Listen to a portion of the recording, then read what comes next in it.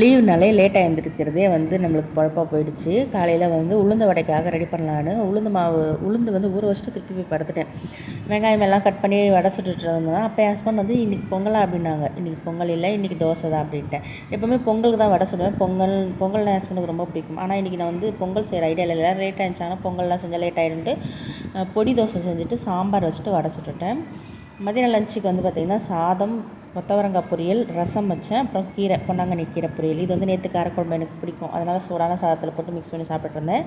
நீங்கள் சனி பிரதோஷன்றதுனால அப்படியே வந்து சிவன் கோயிலுக்கு போயிட்டு வந்துட்டோம். சிவன் கோயிலுக்கு போயிட்டு கோயிலுக்கு போனாலே என்ன முக்கியம் பிகிலே, நம்மளுக்கு பிரசாதம் முக்கியம். கியூவில் நின்று பிரசாதம் சாப்பிட்டோம். புளி சாதம், சாம்பார் சாதம், கேசரி எல்லாம் சாப்பிட்டு முடிச்சுட்டு கௌஷி வந்து கேக் செஞ்சு தர சொல்லி கேட்டுகிட்டே இருந்தான். எனக்கும் டைம் இல்லவே இல்லை. பரவாயில்ல, நீங்கள் செஞ்சு தரலாம் கூட பரவாயில்ல, எனக்கு வாங்கி கொடுங்கன்னா அப்படியே கேக் போய் சாக்கோ ட்ரபிள் கேக் வாங்கிட்டு அப்படியே அம்மா வீட்டுக்கிட்ட வந்துட்டோம் விளையாடுறதுக்காக. ஷட்டில் கார்க் விளாட்லான்னு வந்துட்டோம். பாய்.